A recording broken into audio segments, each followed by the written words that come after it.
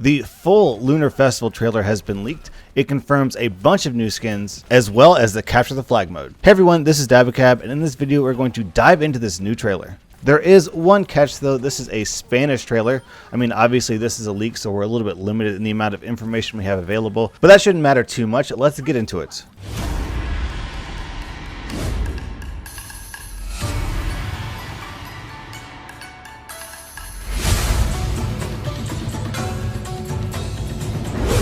¡Próspero año!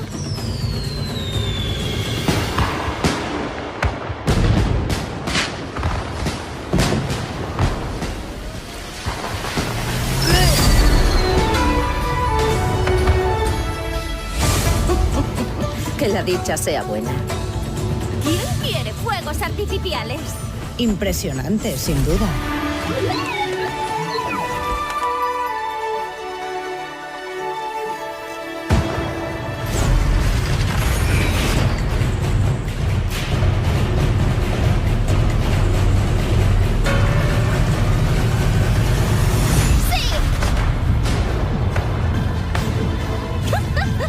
El objetivo es mío. ¡Pan comido! ¡Ven aquí! No hay quien me pare. Lo siento mucho.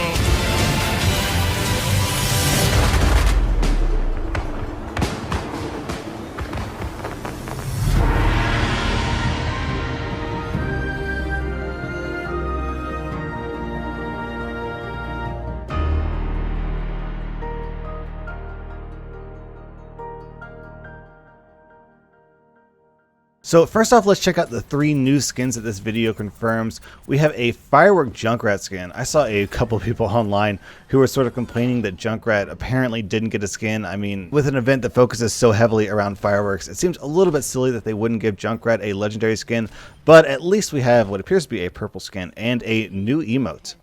We also have yet another Tracer skin. I get that Tracer is sort of like the face of Overwatch. If Overwatch has a main character, then it is Tracer. However, it's really clear that Blizzard is playing favorites, and they're just not showing the other heroes the same attention that they're showing Tracer. I want to say that Tracer has gotten a new skin in every single expansion so far. I'm not 100%, but I think that's the case. Whereas there are other heroes who haven't gotten any legendary skins. Meanwhile, she's basically rolling in new legendary skins and new purple skins.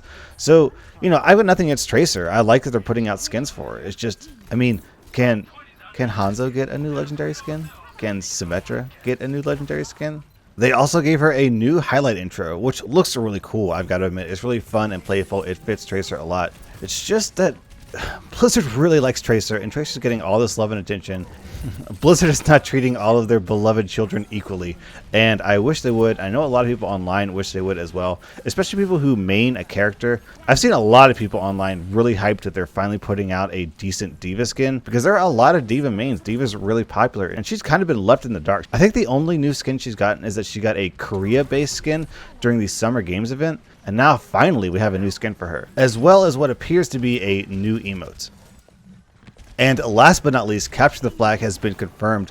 The video shows Winston and Tracer very obviously carrying around a flag. At one point, Roadhog grabs Tracer with a crazy claw. Take a look at that thing, man. And kills Tracer to, I guess, retrieve the flag. It sort of stays there. I'm guessing that if Roadhog walks over it, he will return the flag to the base. I think one of the most important things to take away from this video is that this is definitely Lijiang Tower. So I think that probably confirms my speculation that I said yesterday. My guess was that Capture the Flag wasn't going to be a completely distinct and new game mode that you would see alongside like quick play or competitive. My guess was that it's only going to be a brawl that'll be available during this event and probably not afterwards. Maybe in the random brawls, I'm not sure. The reason why I say that is because they very clearly repurposed Lijiang Tower for a Capture the Flag map.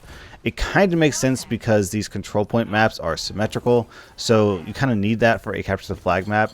Anyways, we've seen Blizzard do that twice before. They did it during the Halloween event when they repurposed Eichenwald, and they did it during the Christmas event when they repurposed Eco Point Antarctica. So I think that's the same thing here. Since the new Capture the Flag mode is just a brawl, I think that they simply repurposed Lijiang Tower, made a few tweaks to make the map suitable for the new mode, and then called it a day. I think that if Blizzard really wanted to make Capture the Flag another like second core mode in Overwatch alongside quick play, and competitive. Then, knowing Blizzard, I think they would put out completely restructured maps designed specifically for Capture the Flag.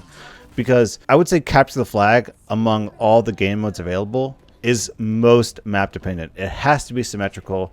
There has to be like routes that people can take to get from one base to the other that are safe or not safe. So with all the available evidence, I think it's probably pretty safe to say that this is just going to be the brawl. Besides, in every single event so far, they've released a new brawl. We had the Lucio Ball, Junkenstein's Revenge, the Mace Snowball Fight, and now presumably Capture the Flag. So for all the Capture the Flag fans out there, it's sort of a mixed bag. We are going to get the game mode, that's exciting, but it's probably going to be temporary, and it's not going to be a core supported feature by the looks of it. It's just going to be a fun, goofy thing that's going to be around temporarily, and I don't think we're going to see too much Capture the Flag gameplay. So overall, I'm pretty excited about this event. I think this is shaping up to be probably one of the best events so far. Capture the Flag should be fun, but a bit imbalanced. I'm guessing Tracer and Winston are going to absolutely dominate Capture the Flag, so we'll have to see if any other heroes can even begin to compete. I'm not really sure. However, even if it is imbalanced, I think it'll probably be more fun than the Snowball Fight from last event. Also, the skins and the emotes are all looking pretty awesome, so it's shaping up to be a really nice event. Now, the last thing I think that's worth talking about is to sort of take a step back, look at all the events that we've seen so far, and use this to predict future events in Overwatch. Because so far we've had 4 events, and at this point we can pretty safely start to see a pattern that's emerging. So we had the Summer Games in summer, the Halloween event in fall, the Winter event in winter, and now we have the Year of the Rooster event in spring. In fact, I think that in China this is actually called the Spring Festival. So that's pretty regular. It looks like we can expect 4 events every year, 1 for each season. If that's true, we can look forward to 3 more events in 2017, 1 in summer, 1 in fall, and 1 in winter. During each event, we can expect about 12 skins, one of which will almost certainly be a Tracer skin, new emotes, new sprays, new highlight intros, and a custom brawl that fits the event. But I think the most interesting thing about the events that we've seen so far is just how global they are. Keep in mind, Blizzard is an American company. It's run mostly by Americans. So you sort of expect a sort of an American-focused approach to the game. I saw a lot of people online expecting an Easter event.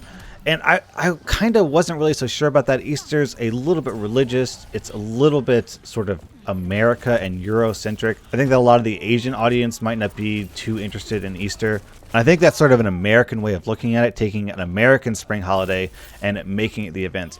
And I think that that's probably not the right way to look at this. So far, Blizzard has been very global. The Summer Games were South America. Halloween, admittedly, that's sort of an American thing. The winter event, the sort of Christmassy winter event, that's kind of, I guess, sort of global.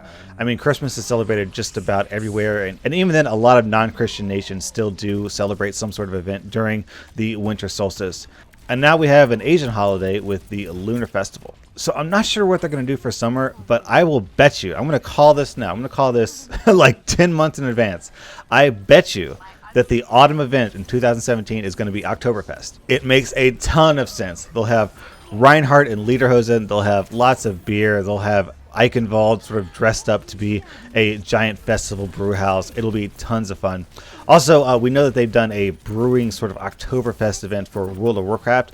Actually, I think that's a really good parallel. World of Warcraft has a bunch of events. They have them every year, pretty regularly. So I think that if you want to know what sort of events they're going to have in Overwatch, I think looking at World of Warcraft is a good place to start. World of Warcraft does have things like Christmas events and Lunar Festival events. I think they've also had Easter events too, so it's possible we will see Easter in the future. But one thing that World of Warcraft does, which I thought is interesting, is they invent festivals so they can reuse every single year. Of course, I'm talking about the Darkmoon Fair. The Darkmoon Fair in World of Warcraft is kind of like a circus, like a magical circus that comes into town. They have a bunch of events and mini games, and they're gone until, I don't know, like maybe next year, a couple months later. I don't play a lot of World of Warcraft, so I'm not sure how regular it is. I am guessing, I'm not 100% sure about this, but I'm guessing. Actually, no, I'm going to upgrade that to a bet. I'm going to believe that this is the case. I think what Blizzard is probably going to do eventually is invent some sort of regular festival that they can bring back when they're kind of out of ideas for an event. Something like Darkmoon Fair. Of course, it doesn't have to be a Darkmoon Fair or a circus. It could be anything. I mean, it's a completely new IP, so they could go anywhere. They could just invent a holiday. I think actually a really cool idea would be to have sort of like a flashback themed event, and during these events they would sort of harken back to the older days of Overwatch when it was sort of a big international organization. That would give you a bunch of skin potential. You have Captain Amari, you have Strike Commander Morrison. Those skins are based on the past. You've also got young Genji, young Hanzo. So I think that would be a cool way to sort of introduce old lore, old history. You can introduce new maps. We know that Reaper and Soldier fought at one of the old watch points and destroyed the facilities, so they could create that map and release it during this flashback event and let players sort of experience the older version of Overwatch through these recurring events. And one of the really cool things about this idea is that the brawl could be sort of like an opportunity to experience the lore. Oh, I guess that's a topic for another video. I'm getting a little bit off track here. Anyways, the Year of the Rooster event is supposed to drop today, so be sure to check out my channel. I'm going to be covering the event. I'm also going to open 50 or 100 loot boxes. I'm not sure. I guess it depends on how lucky I am. So thanks for watching. Dabacabb out.